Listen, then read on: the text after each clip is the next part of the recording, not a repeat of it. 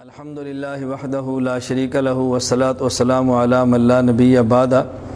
دیکھیے ذی الحج کا مہینہ شروع ہے اور بہت سارے حضرات وہ ہیں جو اللہ کے کرم سے حج پر جا چکے ہیں۔ اللہ رب العزت ان کا بیت اللہ کا حج کرنا قبول فرمائے اور ان کی برکت سے اللہ رب العزت پوری امت کے گناہوں کو معاف فرما دے۔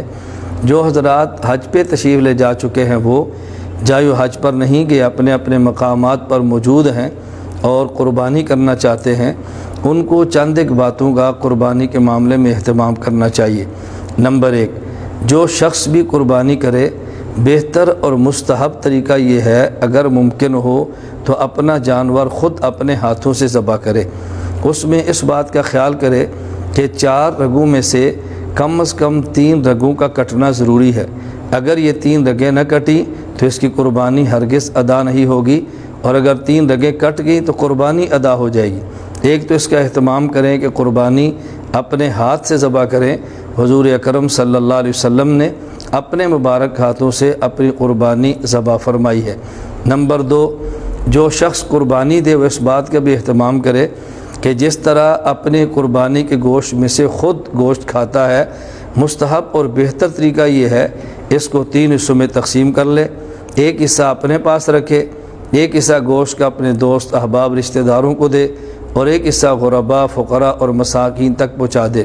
لیکن اگر خود شخص صاحب عیال ہے، خاندان اس کا بڑا ہے اور اس کو اپنے گھر میں گوشت کی ضرورت ہے تو اپنے گھر میں اپنے بچوں کو اور گھر والوں کو اور اعزاء اقرباء کو دینا، یہ مساکین اور فقراء کو بھی دینے سے افضل ہے۔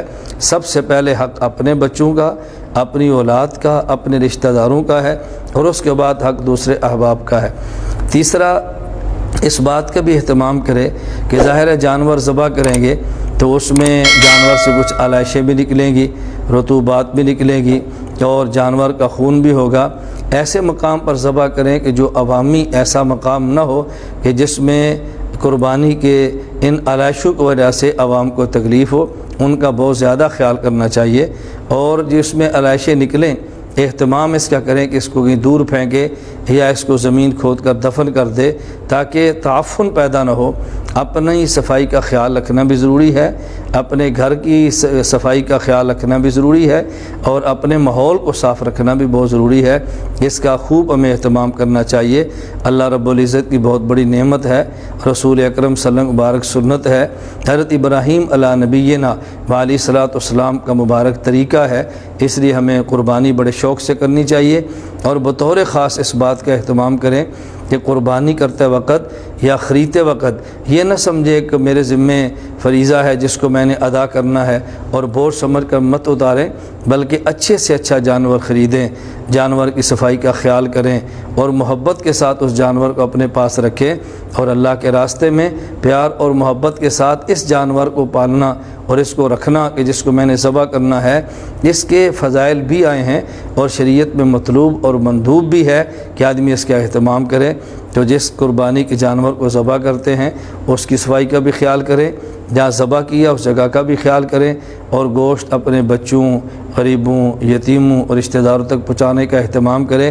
اور پھر سب سے اہم یہ ہے کہ قربانی خالص اللہ کی رضا کے لیے کریں۔ عموماً ایسے موقع پر شیطان پوری محنت کرتا ہے کہ انسان کے اندر سے اخلاص نکال کے ریا داخل کرے۔ اللہ ہم سب کو ریا سے محفوظ فرمائے اور اخلاص کے ساتھ قربانی کرنے کی توفیق عطا فرمائے۔ وآخر دعوانا ان الحمدللہ رب